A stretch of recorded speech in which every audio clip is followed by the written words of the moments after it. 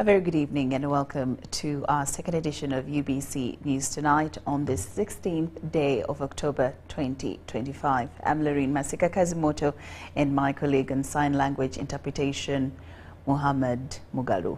Before we get into tonight's news bulletin, let's first take a look at the top stories tonight.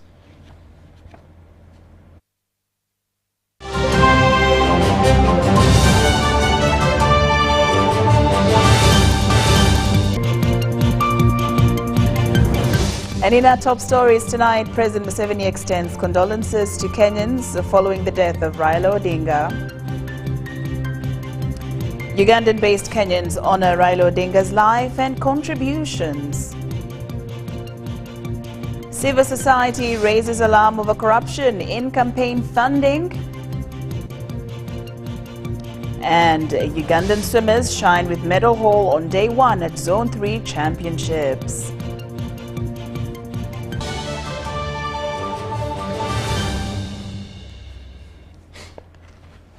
Good evening once again. President Lauryn Museveni has extended his condolences to the people of Kenya and the family of Right Honorable Raila Odinga, former Prime Minister of Kenya, who passed away on October 15th, 2025. Let's take a look at the message. Kenyans and all Africans, it is with a lot of sadness that I today, the 15th of October 2025, received the news of the death of Right Honorable Raila Amolo Odinga, former Prime Minister of Kenya. Right Honorable Odinga has not been just a career politician, he has been a freedom fighter in the tradition of his late father, Jaramogi Odinga, the first Vice President of Kenya. Ideologically speaking, they have been with the patriotic and pan-Africanist orientation. I have shared ideas with both of them. Their statements have been for the unity of Kenya, East Africa, and Africa, including always supporting the struggles for the realization of our dream for the East African Federation. It is therefore unfortunate that he has left at this moment. It is important for the young people to fill the void left by such historical fighters for Africa's future. I extend condolences to His Excellency Samoei William Ruto, the people of Kenya, and Raila's family. May his soul rest in eternal peace. Signed, Yoweri K. Museveni, President and Chairman of the NRM.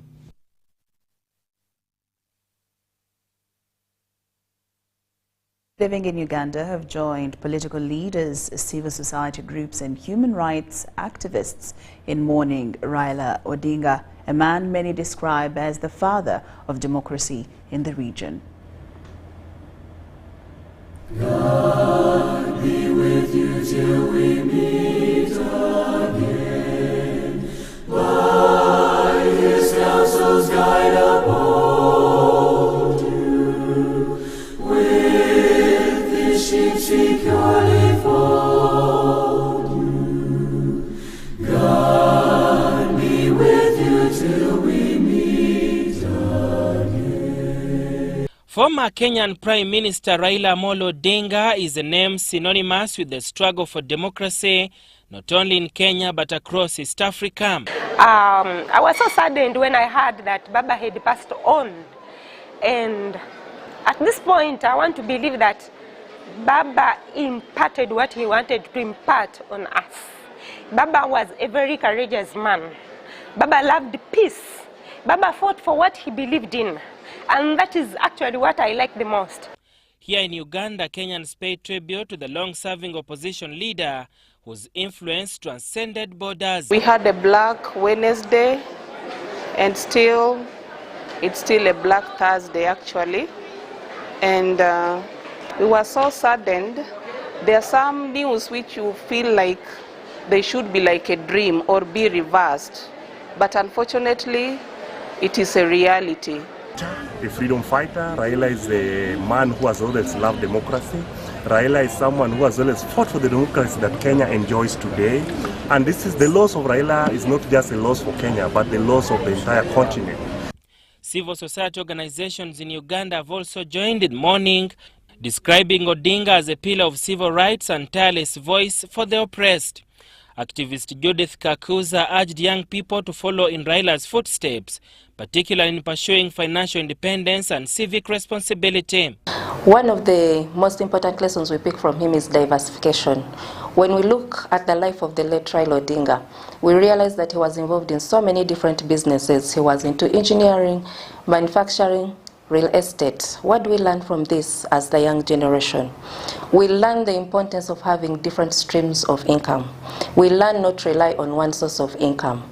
Cushion your finances so that if one industry is not doing well, there is another to give you the support that you need. Gardner Rachseta, a leadership educator and a human rights advocate, emphasized Odinga's role in expanding civic space and pushing for the inclusion of a Bill of Rights in Kenya's constitution. Raila Odinga, he advocated for a transformative and people-centric constitution.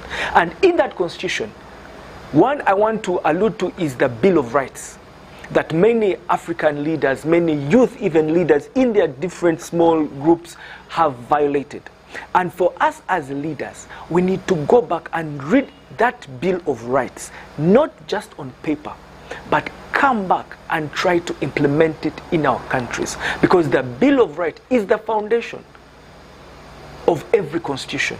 As the East African region reflects on Raila Odinga's life and legacy, his vision for a just democratic society remains etched in the hearts of many, from Nairobi to Kampala and beyond. Saddam Mubale, UBC News, Kampala. God be with you till we meet again. President Yoweri Kaguta Museveni, while campaigning in Yumbe district, has appealed to voters to take keen interest in electing leaders who can unite Uganda and consolidate the achievements registered by the NRM government. He emphasized that only the NRM party has the capacity to steer Uganda towards greater heights of development and stability, urging the people of Yumbe to rally behind his candidacy and that of all NRM flag bearers. The West Nile campaign trail for President Yoweri Kaguta Museveni has continued to draw huge crowds of supporters. At major campaign rallies, especially those scheduled in the evening hours, supporters start moving in as early as 8 a.m. Indeed, amidst the scorching sunshine and limited space, it's incumbent upon everyone to position him or herself in order to follow the train.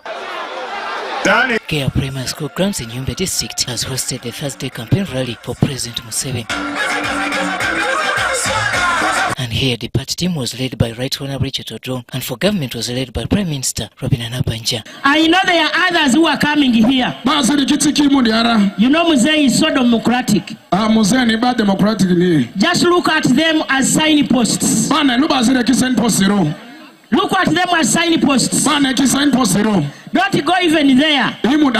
Keep doing your work. Because it is not necessary. Museveni is the only one with the vision. Museveni, whose campaign trail message has since inception focused on consolidating peace, good governance and wealth creation, in a very unrare occasion, has brought business in Yumbe to a standstill.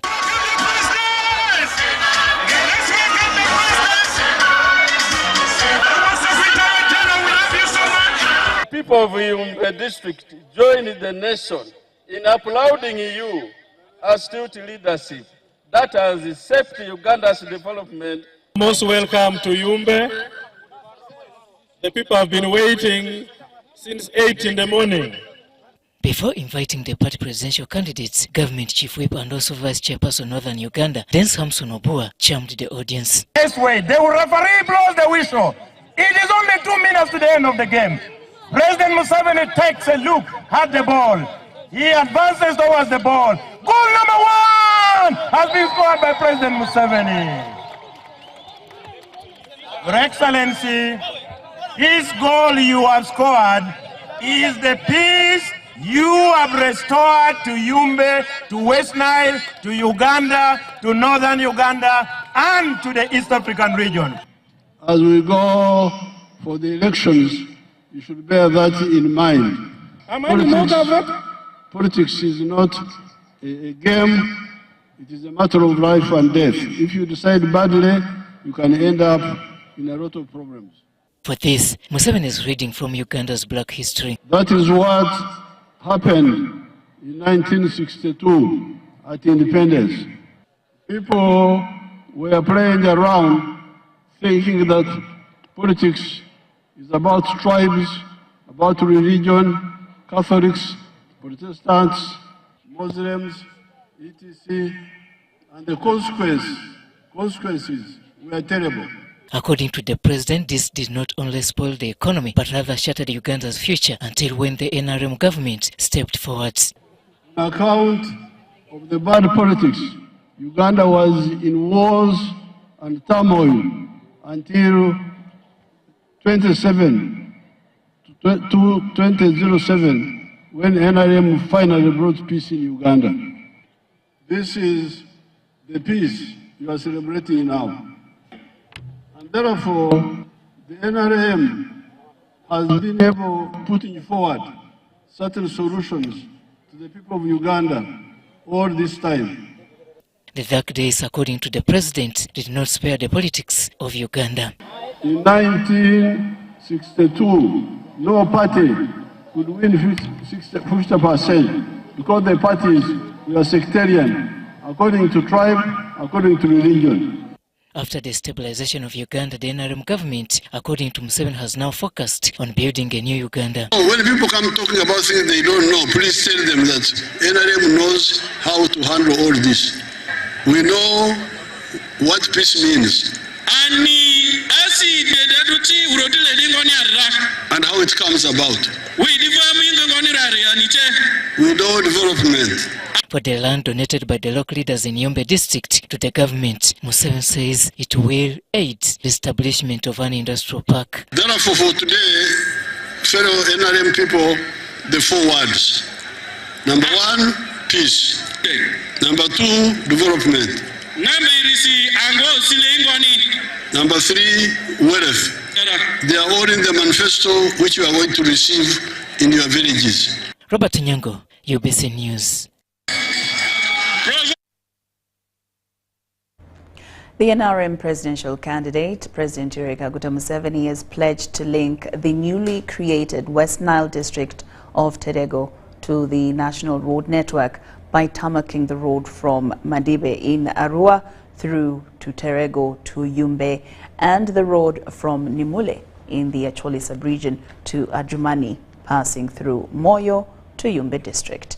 President Museveni said that once these roads are completed and with Terego now connected to the national electricity grid, business activities in the district will flourish.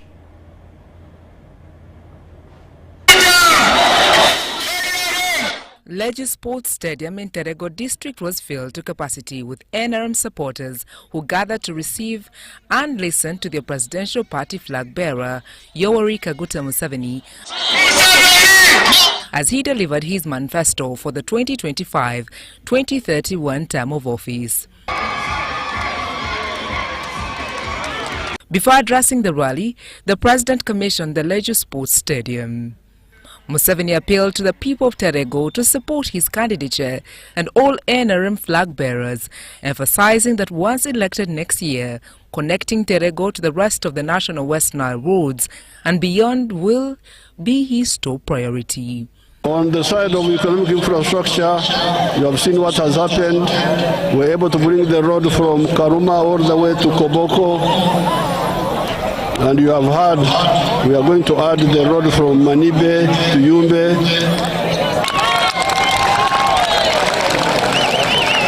And we are already working on the road from Atiak, Ajumani, Laropi, Moyo, Yumbe, Koboko. So the Manibe one will link you directly with the national tarmac roads at Yumbe. In the health sector, Museveni said the current health center 4 will be upgraded to a regional referral hospital, and all parishes without health centers will be provided with one. And for the health centers, Terego has got 7 sub-counties.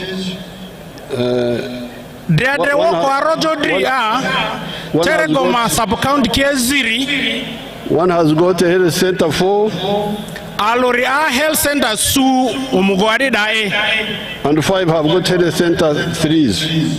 Azitauda PA health center level na.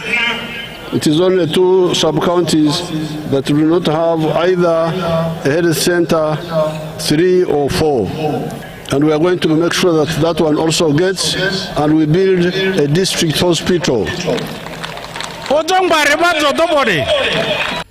On education, he addressed school administrators failing to implement the government's free education policy, warning them against charging school fees.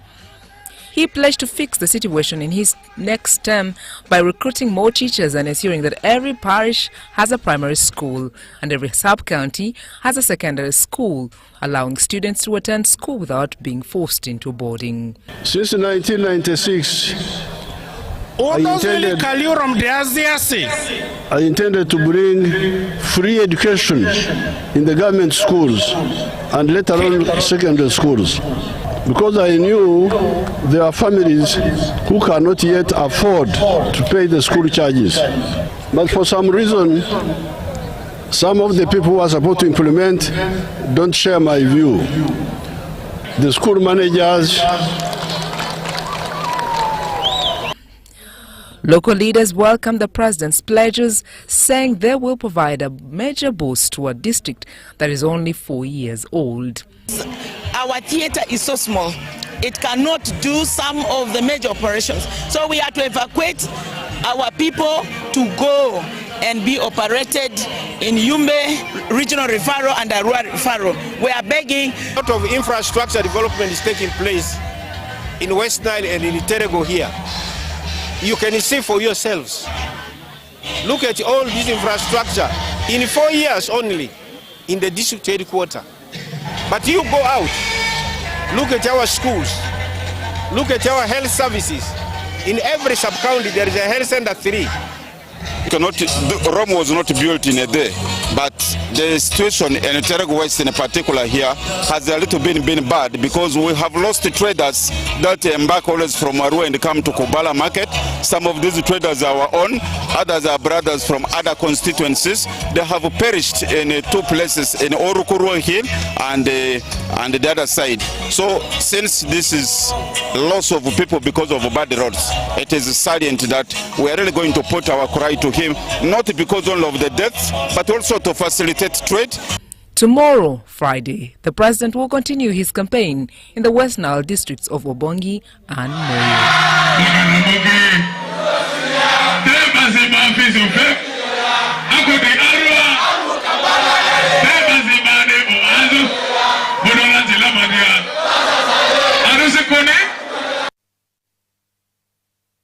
Robert Chagulanyi Sentamu, the president of the National Unity Platform and presidential flag bearer, has promised the people of Bukedi sub-region major developments and decentralization of services through the establishment of regional capital cities. Chagulanyi pledged to improve the transport network by constructing the standard gauge railway, modern roads, better schools and hospitals, as well as enhancing the agriculture sector to uplift farmers in the region. He made these remarks while touring Tororo and Mulanda districts as part of his campaign trail across Bukedi sub-region, seeking votes and support from residents.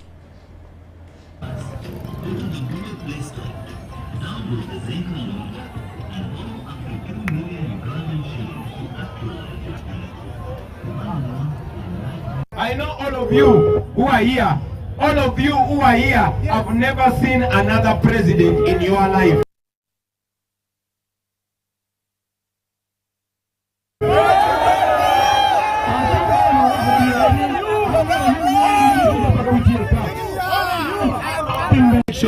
As an opportunity for us to change our lives and the lives of our people forever.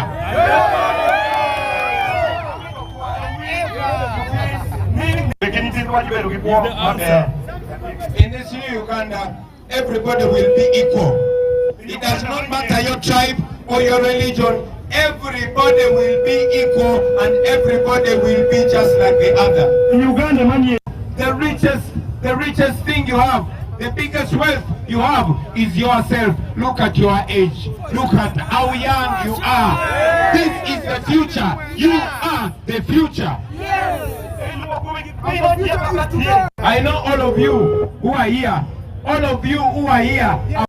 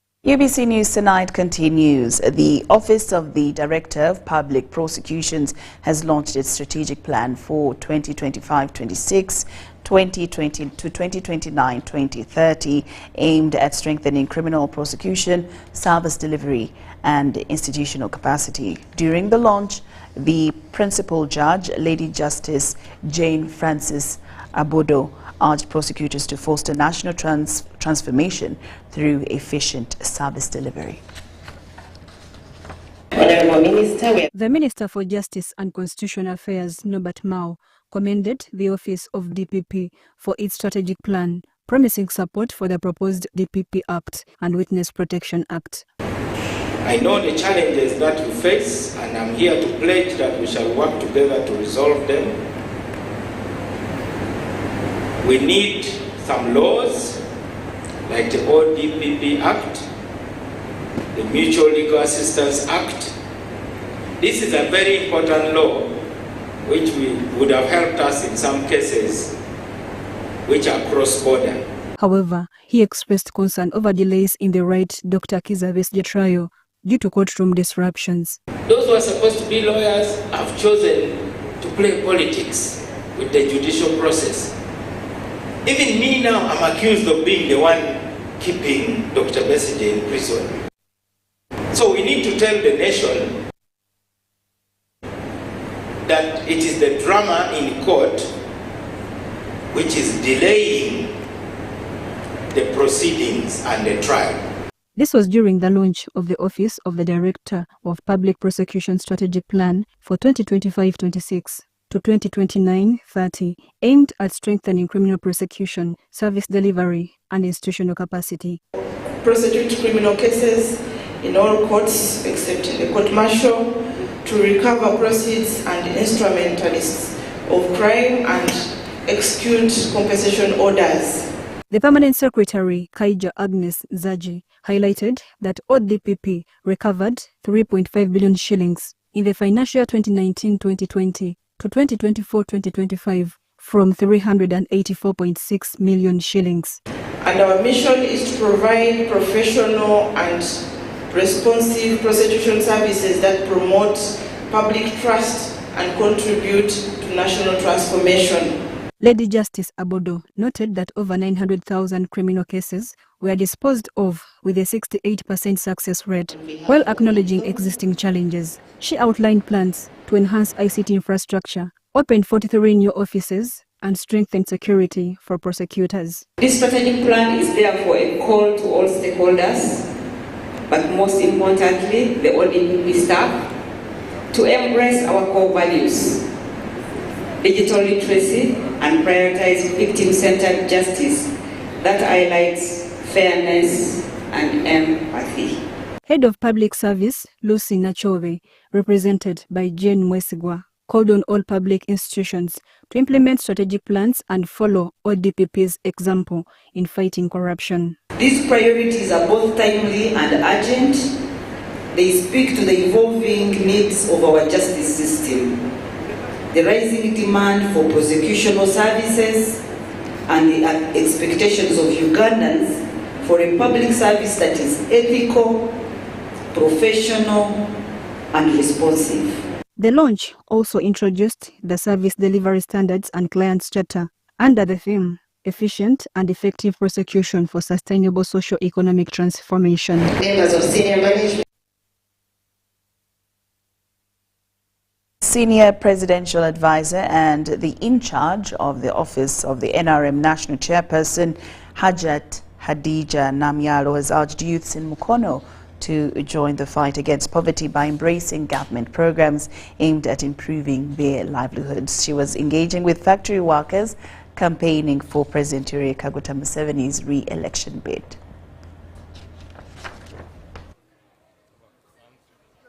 A senior presidential advisor and the in charge of the office of the NRM National Chairperson, Hajat Hadija Namyalo, has been visiting various factories to listen to youth concerns. During her visit to Dembe Trading Enterprises Limited, which employs over 500 people in Nama sub-county, she encouraged them to embrace government programs that equip them with capital for small businesses to supplement their earnings. Hajat Namyalo commended the workers for their dedication and encouraged them to trust government initiatives designed to create employment opportunities. This is our greatest opportunity of creating a way of eliminating poverty from our pockets, besides this kind of work we're doing. She urged youth to form circles to access support directly and to back President Museveni, highlighting the importance of continuity in leadership. You guys, this is your money. This is your money. It's taxpayers' money. You see, you look for luck. Luck doesn't find you where you're seated. That's why you guys leave your home places and come here to work.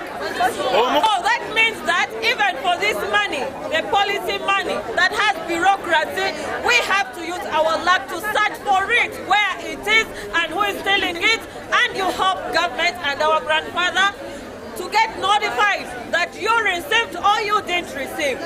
Youths in Mukono raised concerns over long working hours and low pay, calling for the government intervention. I'm very happy to see them to come on today to see us. Now the things of the circle, I think it is better when we come back down, then you get organized very well, because I've ever been so many. Hajat Namyalo pledged to lobby resources to support youth in forming circles and addressing their challenges. By contributing to the country's economy, she applauded the youth for their tireless efforts to improve their standards of living.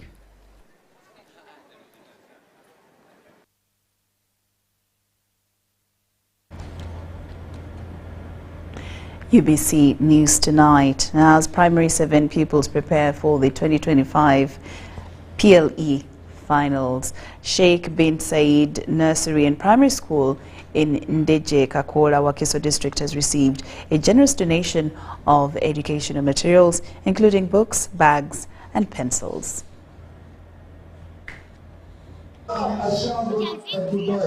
Amid the preparations for the 2025 UNEBU final examinations, learners at Sheikh bin Said Nursery Primary School in Wakiso District received the educational materials donated by Muhammad bin Rashid Al Maktoum Global Initiatives through the Sharia Assembly of Uganda.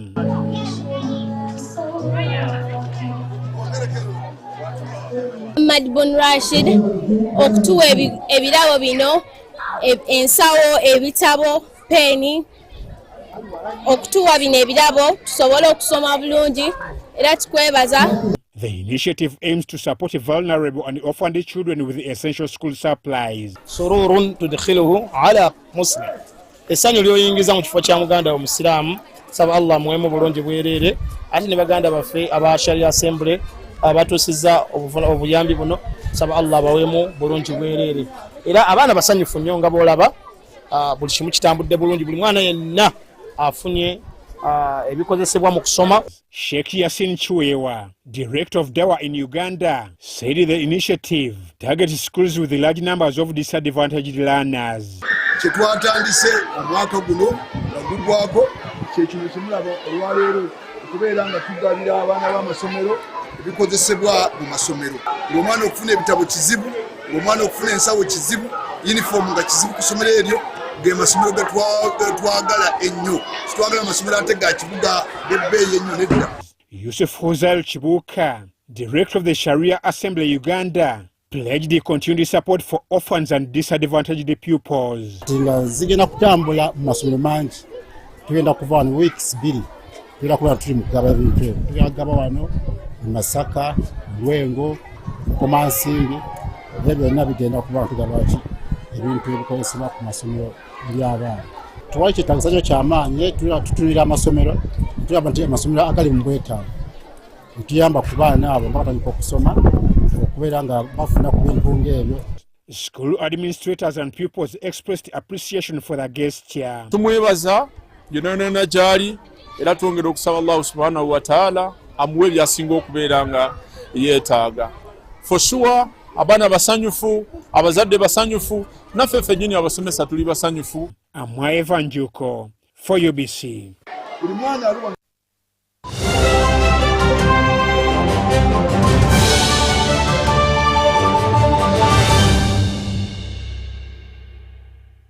Ugandans, the unstoppable internet deal of deals is here with MTN Wakanet Fiber. Connect your home with our starter pack of 100 Mbps at only 99k. And if you want more speed for less, we've got you. Get the 200 Mbps at only 129k. And the fastest one yet? Enjoy up to 500 Mbps at only 250k. To sign up, use the My MTN app or dial *100 *23#. Offer is valid till the 30th of November for both new and existing subscribers. Together, our connection is unstoppable.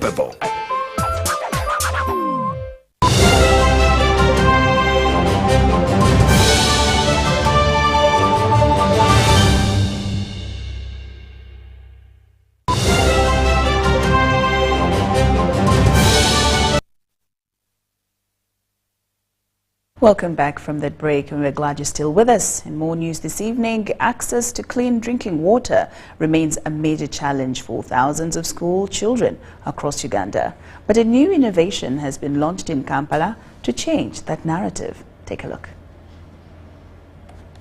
Thousands of pupils across the country are set to benefit from a new clean water initiative, the Safe to Sip campaign by Vivo Energy Uganda in partnership with Spouts of Water. Unveiled at Chiwiya Primary School in Machindye, the campaign aims to equip public schools with purifier ceramic water filters, each capable of providing over 525 litres of safe drinking water. We are taking a practical and focused step to change this story of lost time, lost learnings, lost lives and lost neighborhoods in classes by delivering safe drinking water purifiers to the public schools that need them the most. Not that the other schools don't need them, but we are keen to bring this service to the public schools for obvious reasons. They have a lot of children. That's why this moment that we are in today matters to us and matters to me the most. Because for us, we see these filters as more than just tools. They are shields. They are shields against sicknesses, against diseases, against missing school days, against the silent injustice of access to safe and clean water. And we know that access to clean and safe drinking water is a human right. So that it means every child should have that access to water. The initiative targets schools in high-risk areas where unsafe water and poor sanitation are major causes of diarrhea, cholera and typhoid diseases responsible for more than 3,000 deaths annually, many of them children. Beyond improving access to safe water, the campaign also focuses on education, health and sustainability with the goal to reach all public schools across Uganda. Even we, all teachers, we are going to use the same system. We are going to share with our learners. So it is going to improve our health, our growth and development, as it will reduce the spread of waterborne diseases. As you have seen children demonstrating, acting, it's a simple skit, but at least it's showing us the danger of drinking unsafe water. I think with this one, they are not going to do the same again. Your contribution will make a significant difference in our health, growth and development, since our age doesn't care drinking any water in the receiver, whether treated or not. The Safe to Sip campaign is aimed at helping to keep children healthy, in class and ready to learn. Charlotte Amoge for UBC. This, our colleagues. Thank you, Charlotte Amoge. Civil society organizations have raised alarm over the increasing monetization of Uganda's elections, warning that unchecked spending, illicit funding and weak laws are undermining democracy and accountability. They called for a stronger campaign, finance law, better oversight of public funds and swift action by the new Inspector General of Government to safeguard public finances ahead of the future elections. At a press briefing in Kampala, civil society organization condemned the growing monetization of elections, where money, not merit, increasingly determines political success. Publish campaign budgets, donor lists, and reports on campaign spending, discipline their members involved in voter bribery, and build trust through clean and fair internal processes. The group cited the use of illicit funds to finance political activities, often linked to corruption and abuse of public resources. And across political parties, internal democracy is collapsing under the weight of cash handouts and vote buying. They urged the newly appointed Inspector General of Government to take bold steps to protect public finances ahead of future polls. Now it is time for her to at least settle down quickly and execute her strategies on how to safeguard public money. So it is our expectation that within the few days or months she has after the election, she should have at least come up with a proper strategy to address this loss of public funds that we continue to see. Thank you. Despite existing transparency laws, civil society groups say enforcement remains weak due to political interference. They called for the enactment of a robust campaign finance law, strict monitoring mechanisms, and penalties for violators. We also have laws that outlaw vote buying, but the practice continues. So the thing is that there is a complete lack of goodwill to do so. But for purposes of campaigns, we do not have any legislation, any word in the laws of Uganda that speaks precisely and specifically about campaign finance. And so, Saddam Mubale, UBC News, Kampala.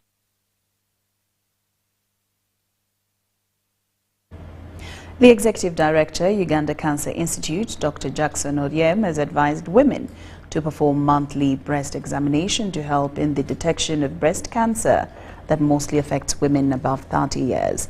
Dr. Oryem says the country records 4,000 new cases of breast cancer annually, and if detected early, there is a 95% chance of survival.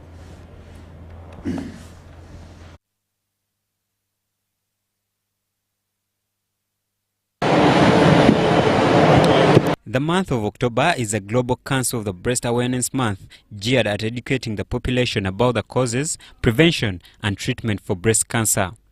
Addressing journalists at Media Center in Kampala, the Executive Director, Uganda Cancer Institute, Dr. Jackson Oryem, said Uganda records 4,000 new cases of breast cancer annually. He advised women to perform monthly breast examination to help in the early detection.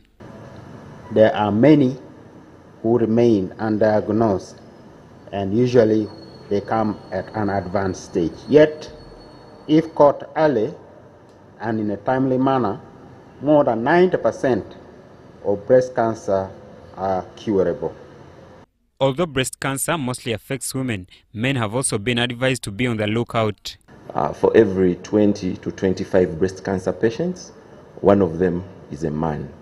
So every time we have, maybe if we say 100 breast cancer patients, then it means you may get 4 or 5 patients who are male having breast cancer. And the challenge that we've had in men is because men think breasts are female organs. They do not know that they can also get breast cancer. The officials from Uganda Cancer Institute highlighted some of the common causes of breast cancer. If there is family history of breast cancer or some other associated cancers that usually move together, one of them being ovarian cancer. If you have such a history in your family, that means you are at risk of developing breast cancer. As part of the Cancer Awareness Month, Uganda Cancer Institute has organized community cancer screening in different regions, but also create more awareness about the disease.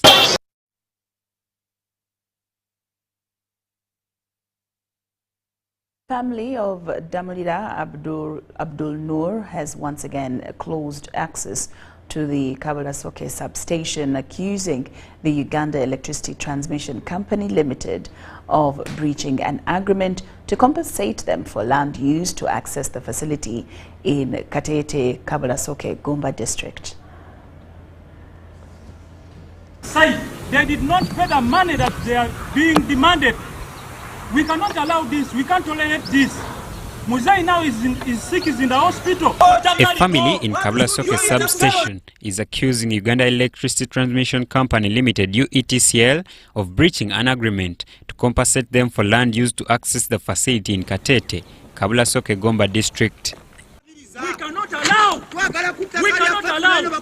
And if we tend to see any vehicle. The family claims that in March 2024, during a meeting attended by the Attorney General, UETCL committed to compensate them within 6 days, but nearly 2 years later, no action has been taken. Abayu itisero ne bakkiriziganya n'Antonio General n'abalagira n'abagamba mufune omusaveya wammwe abayu itisero mugende mu surveying ettaka eryo lyonna we muyita wonna buli ttaka lyonna lye muyitamu lye mukozesa nga teriri paati ku ttaka liri eryo erikyaliko omusango ogugenda mu maaso. They allege that UETCL continues to occupy their land despite the lease expiring in 2011 and that the company owes them 42 billion Uganda shillings in compensation.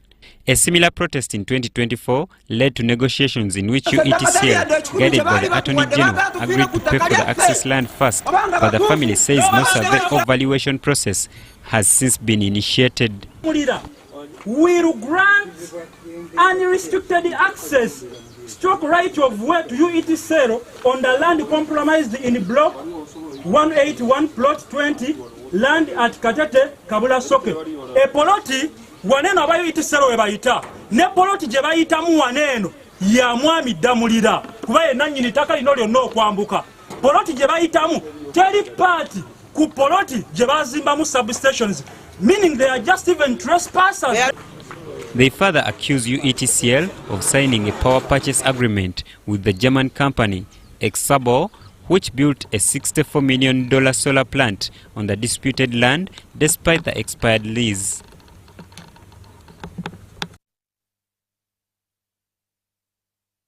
BBC News Tonight takes a very short break, but return with more stories after these messages.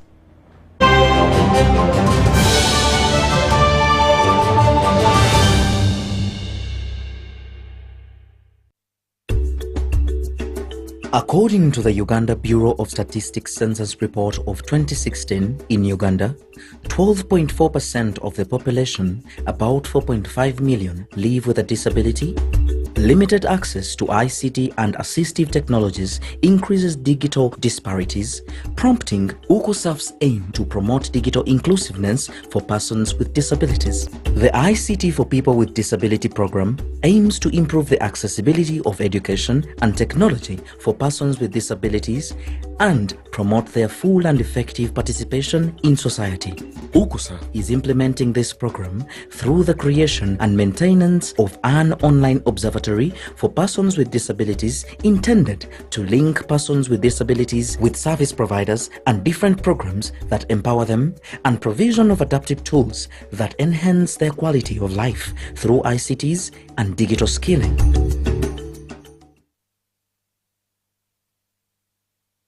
With Momo, you have the power to pay for shopping more easily using your phone. Dial *165*3# or scan to download Momo app and pay for anything. No hassling for change. And even better, if you run out of money while paying, you can simply add core with Momo Advance. That's Momo.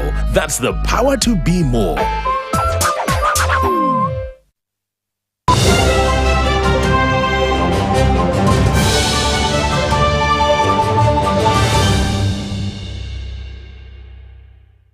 Welcome back from that break, and now into business news. A national seminar bringing together Uganda's tripartite partners, workers, employers and government, highlighted lingering challenges in labor rights protection despite increased foreign direct investment and economic growth. Workers' representatives expressed deep concerns of violations of labor rights and called for stronger enforcement of freedom of association in workplaces. Uganda currently lacks a minimum wage law, leaving workers' welfare inadequately protected, a gap that seminar participants urged government and stakeholders to address promptly. Peanuts are paid to monkeys. If we want to have really to modernize our labor force, to make it professional, we need to pay what it takes. According to the World Bank, Uganda's workforce exceeds 22 million people engaged in paid or profit-driven employment, with the economy valued at $63 billion and FDI inflows rising to $3.84 billion as of March 2025. The size of the subsistence economy has decreased, signaling more inclusive labor market participation. There has also been an increase in the number of manufacturing units. They are now coming to about 50,000. Despite these positive indicators, workers say that FDI has not translated into proportional rights protection. Many remain vulnerable to exploitation by employers, ignoring labor laws and union rights. There is a tendency of overprotection of the investor. There is need for balance between protection of the investor and the protection of the workers' rights. Uganda has ratified over 30 International Labour Organization conventions and implements a decent work country program. But enforcement remains uneven. Uganda's economy is largely private sector led. And at the heart of that private sector constitution, 90% almost are the MSMEs, the micro, small and medium enterprises. But on the sad note is that almost 70% of those are actually dominated by the informal actors. Now, enforcing an establishment in the informal space can be a tug of war. So you have to bring in the actors who are responsible for social policies at all levels, not only at the government level, but also at the grassroots level. So I would say in terms of how Uganda is doing in this respect, I mean, I think, as I mentioned earlier, there are benefits and there are challenges. ILO research shared at the seminar emphasizes that while trade fuels job creation, quality and decent jobs are essential for sustainable development. Wadulo Arnold Mark, UBC News in Kampala. The Minister for Kampala and Metropolitan Affairs, Hajat Mensa Kabanda, has intervened at Nachibubu Settlement Primary School following reports of mismanagement and illegal property takeovers that have left pupils studying in poor conditions and tarnished the government's image. Nachivo Settlement Primary School, a government-aided institution under the Universal Primary Education Program, is located in Kampala and serves children from surrounding communities. Established on March 30, 1954 and handed over to KCCA in 1956, the school was officially registered as a government institution in 1961. It was originally set up to provide education for African children who preferred not to attend schools run by Asians and Europeans. However, reports indicate that parts of the school property have been illegally taken over and converted for commercial use. Restaurants, lodges, churches, parking spaces and shops have replaced classrooms and playgrounds, leaving learners with little space and a disrupted learning environment.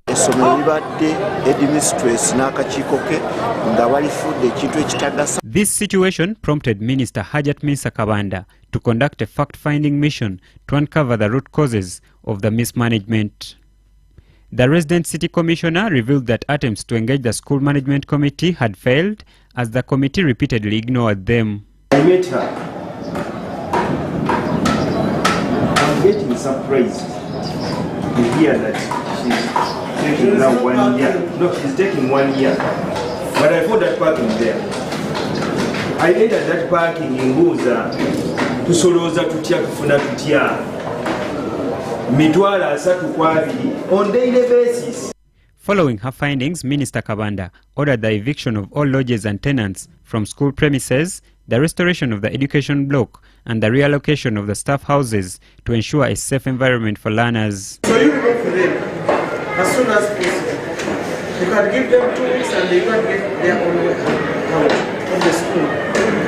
Then otherwise I want you to tell us how we are going to act as soon as possible, because I don't want to come here with the facility when things are still like that. How can I give you a report? That teachers are not teaching since the beginning of this term.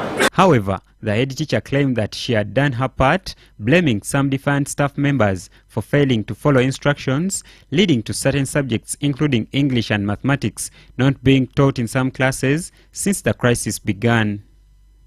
The minister faulted both KCCA and the school leadership for negligence and poor management, describing the situation as a black spot on the government's image. He said he was going to, he wanted his stores. Then we told the king that we have to meet the management first. So I have tried to provide.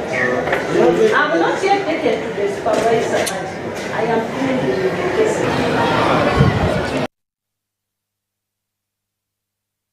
Makerere University continues to solidify its reputation as a regional academic powerhouse, not only topping global rankings but also driving innovation and entrepreneurship among Ugandan youth.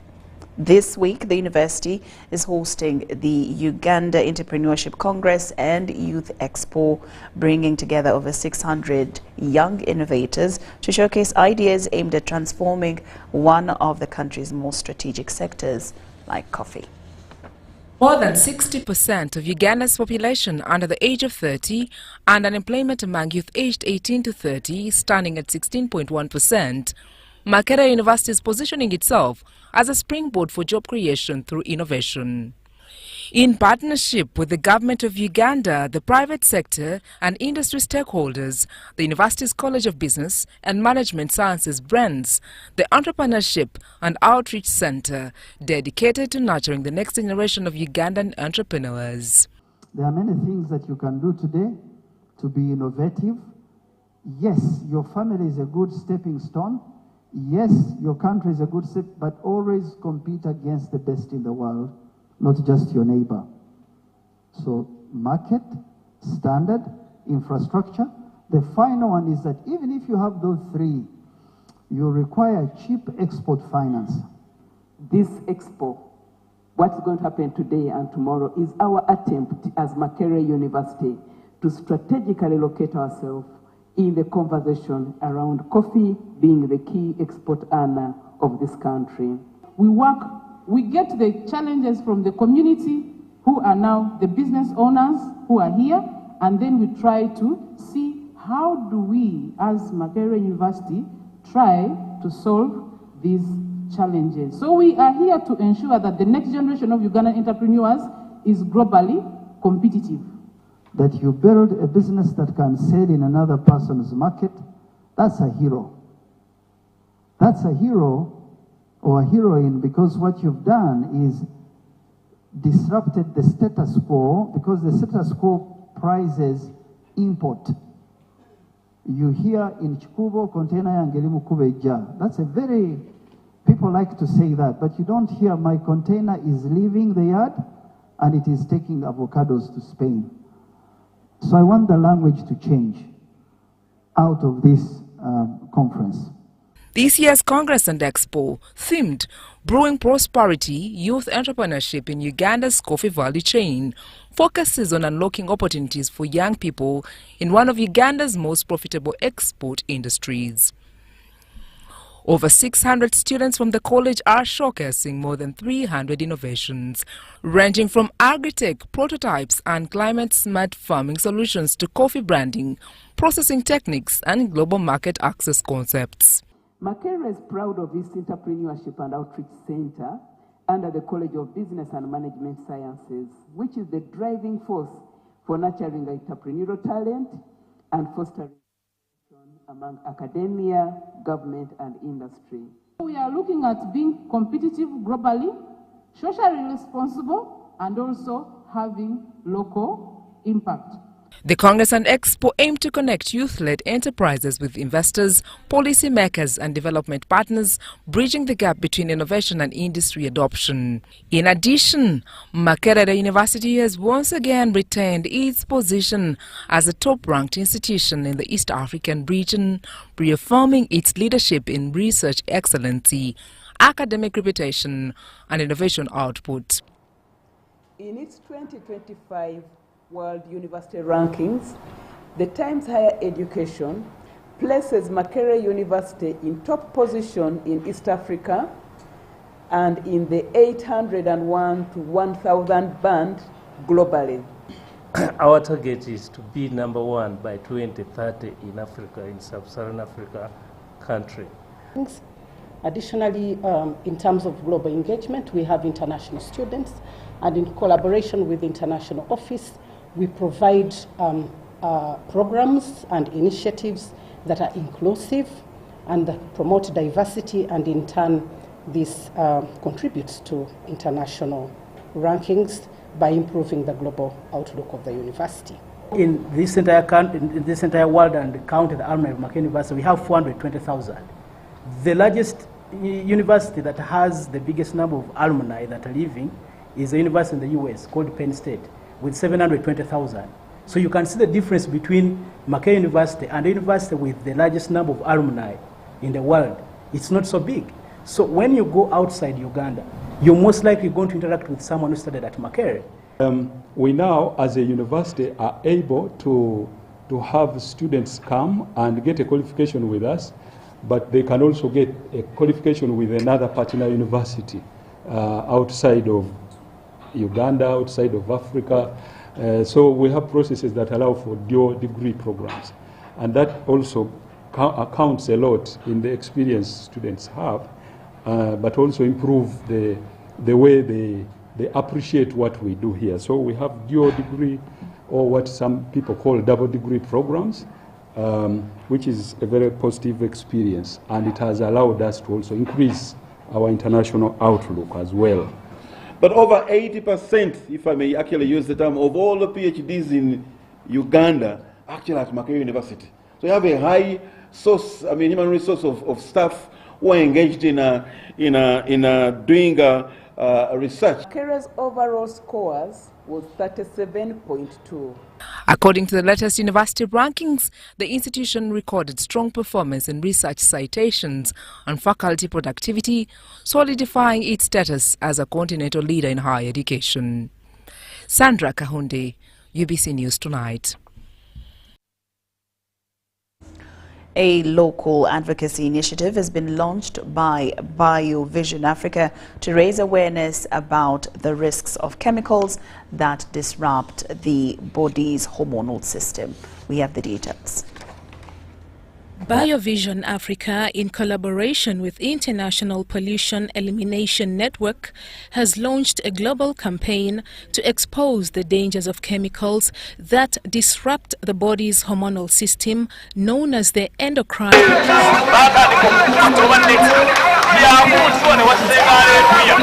The endocrine disrupting chemicals, known as phthalates, are in many consumer products that women interact with on a daily basis. Women are particularly more vulnerable because they are the primary users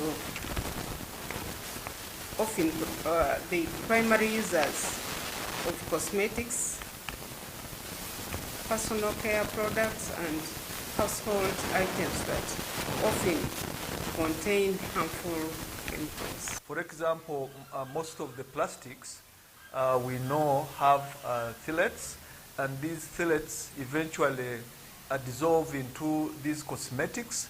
And for you, you think you are smearing yourself the cosmetic, but while you're also smearing yourself phthalates. And we are saying it is time for our women to understand that what we think is safe for us is actually unsafe, and we need to change. And even to inform the manufacturers to come up with packaging methods that are void of phthalates. They are now intensifying the campaign, mostly targeting women, because most of these chemicals are also in personal care cosmetics. From where my colleague has, there are products that come from the Western world. They will have a disclaimer. There's toothpaste. If you see Colgate, it has colors. There's one that has a green color, a red color. If it's green, it has organic ingredients. Then if it's red, it has lab ingredients. Meaning if you are aware when you're consuming them knowing that this is organic, which is not the case for most of the products in our country. So if the government comes up and says, let there be these regulations where, even for where you have put dangerous substances in the ingredients, you indicate that, you see how cigarettes have, you're consuming at your own risk. The same thing should be for all other products. Government has also been challenged to tighten regulation on chemicals, but also ensure that products are packaged in materials that do not cause harm to the human health.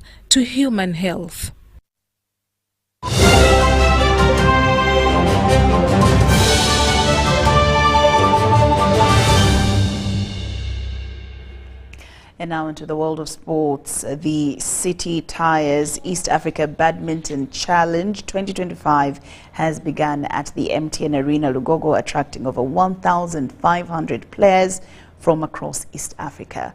Organized by the Uganda Badminton Association and sponsored by City Tires, the 4-day tournament unites its East African players competing in singles, doubles and mixed doubles.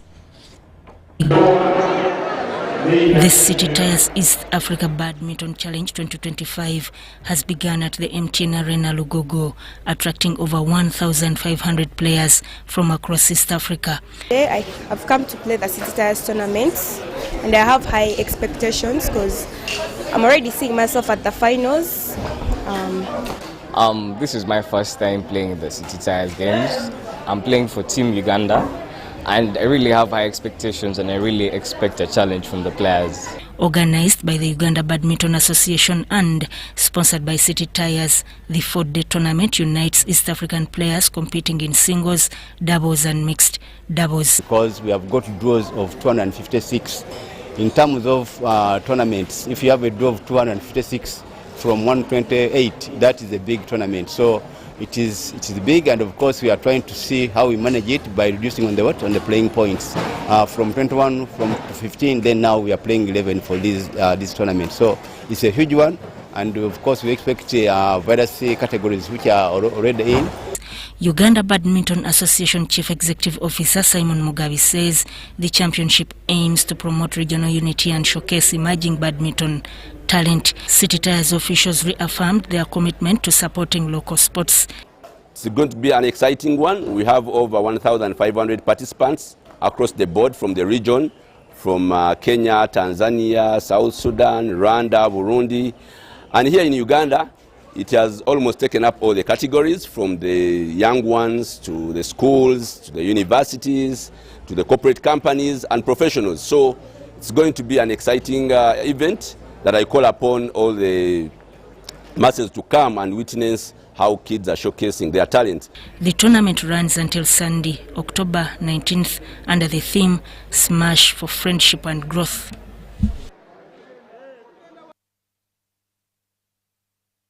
Uganda's national swimming team has started its title defense at the 10th Africa Aquatics Zone 3 Championships in Kasarani, Nairobi. We have the details.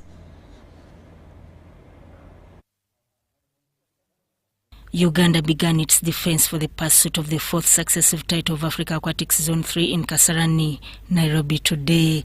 The 10th edition of the championship, that will conclude on Sunday, has 9 nations participating, with the best swimmers from all over the Eastern Africa region. Team Uganda impressed on the first day, with swimmers like Sally Makachala, Subi Payton, Zarambanga, Kylie Kawesa, Ampaire Namanya, Christian Bwisho, Nisha Pal, to mention but a few, claiming medals. Kylie Kawesa praised the competitive 50-meter breaststroke race, despite it being her first time racing in a long course pool, clocking an impressive time of 30 seconds. A painful experience. It was reaching the last 25 meters. My arms are dying and I was worried that someone was going to catch up. Passing Ampa was nice, except my reaction time was bad. I was excited to go my first 30 in long course, and I wish Ian was here to swim with me. Uganda Olympic Committee President Dr. Donald Rukare commended Kenya for the excellent organization of the championships. Africa Aquatics Zone 3 event. We have 9 countries. Day 1 has gone well. We look forward to day 2, and already we are seeing very competitive races between the 9 countries that are here, both the junior, the seniors, and the masters. And we believe day 2 will be very good, and we're looking forward to a thrilling 4 days here in the city of Nairobi. Of course, we extend our condolences to the country on the loss of Honorable Raila Odinga, and we commiserate with our friends and brothers and sisters from Kenya, and we wish them, in this season, we pray that God will be with them as they go through this period. The event concludes on Sunday, with Uganda vying for its 4th consecutive title.